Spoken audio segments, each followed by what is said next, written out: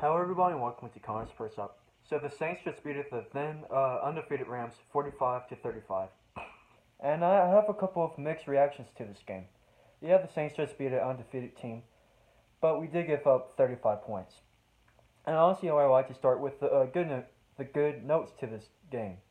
So Drew Brees, starting with Drew Brees, really increasing his MVP candidacy. He had a near perfect game. He was 25 for 36, 346 passing yards, and 4 touchdowns, 0 interceptions. So far in the season, through 8 games, he only threw for 1 interception, which is basically unheard of from Drew Brees because he's somewhat of a gunslinger, similar to Brett Favre.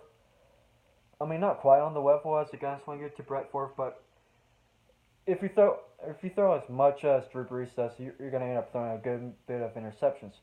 But honestly, this is probably the best season that Drew Brees has so far.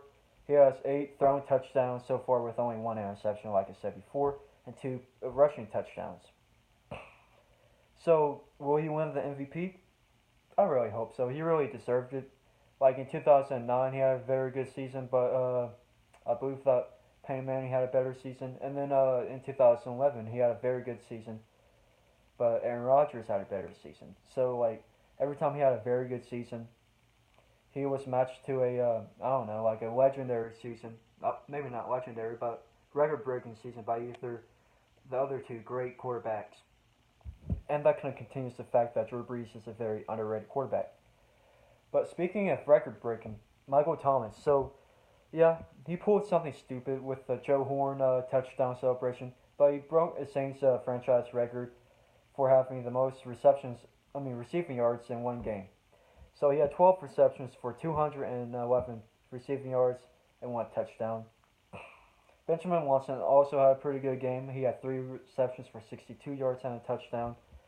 Alvin Kamara obviously had a very good game. He had 3 touchdowns, 1 coming from receiving, 2 coming from running the ball.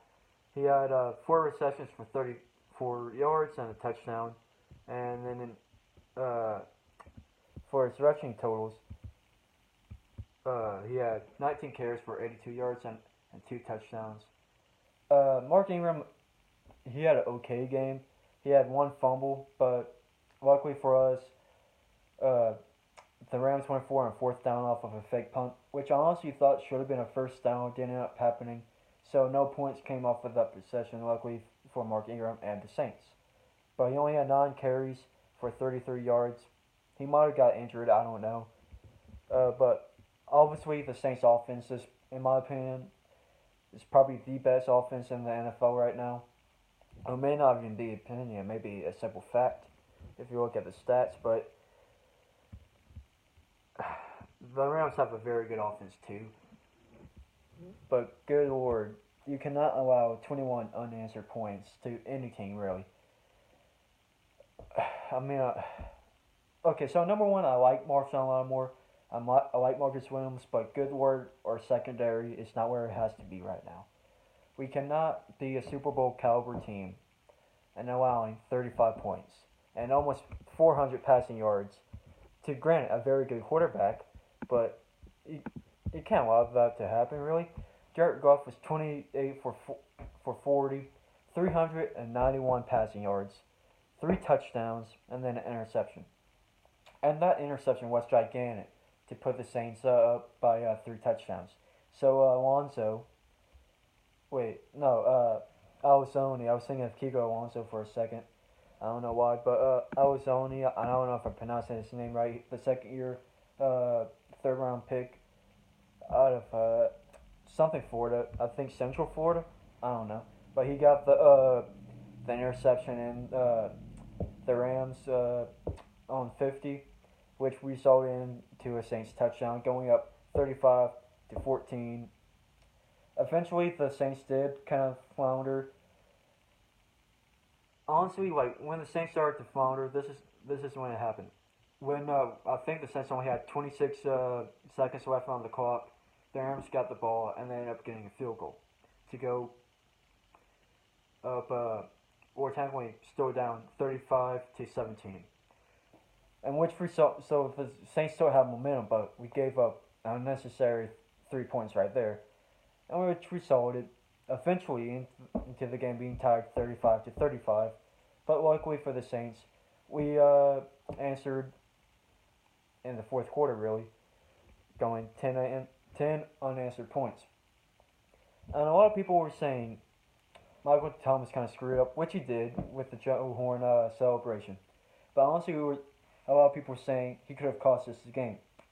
I mean, really, he had 211 receiving yards. The Saints defense was just awful the whole game. Yes, we did come away with the fourth down stop, which, granted, the Saints did. We do that pretty well, but good word. We only have 8 takeaways. I know that's if you're counting fourth down stops, but that's just not good enough. I mean, think about it. Think of the really good Saints teams. Okay, so in 2009, 2010, the Saints defense wasn't very good, but they had plenty of takeaways. 2011, that's an outlier. The defense wasn't good. In 2013, I think they were ranked fifth overall. We lost to the eventual Super Bowl winning champs, the Seahawks, in the playoffs. And then in 2017, the Saints were a pretty solid defense, middle of the pack, 17 overall. So whatever, take it how you want it. And then we lost, honestly, on a fluke play in Minnesota. So I don't say that. I don't mean that the Saints have to have a very good defense. They don't. They need to be middle of the pack, but they have to be better than this if the Saints want to win a Super Bowl. But give credit to the Rams because, like I said before, this is a very good offense. They're 8-0 for a reason. Jared Goff and Sean McVay is a dynamic duo. Todd Gurley is leading the MVP race between, I guess you can count Jared Goff too, between Drew Brees and Patrick Mahomes. Those are the four leading horses right now. And I didn't watch the Kansas City game, but all three of them in this game really made a good point for them having the MVP. But that being said, Todd Gurley didn't have the best game. He only had 13 carries for whatever reason. I guess because the Saints defense was allowing so many passing yards. But he had 13 carries for 68 yards and a touchdown, which was 5.2 yards per carry. And then he had 6 receptions for only 11 yards. But what was surprising, they're really good enough for the Saints. We didn't allow a sack in 2 games against Minnesota and against the Rams. So, and that was against Everson Griffin, who, granted, was coming into his first game of the season. But we were playing against, this time we were playing against Aaron Donald and Sue and then, the dude from the Jacksonville. So, point is out, the Saints offense, or at least the offensive line, is probably the best in the NFL. I don't see how you can deny that. They only allow 9 sacks in 8 games, which is obviously just a little bit more than a sack per game. But, I don't know. I guess that would be the saving grace out of everything. I say saving grace. The Saints won the game, but like I said before, this game was a bit of a mixed bag. I know that we're playing against a very good team, but the defense just looked awful. Even Marshawn Lattimore, he didn't look very good, giving up over 100 receiving yards to Brandon Cooks, who a lot of people know, but he used to play with the Saints. He has 6 receptions for 114 receiving yards and a touchdown. Cooper Kupp had 89 yards and a touchdown.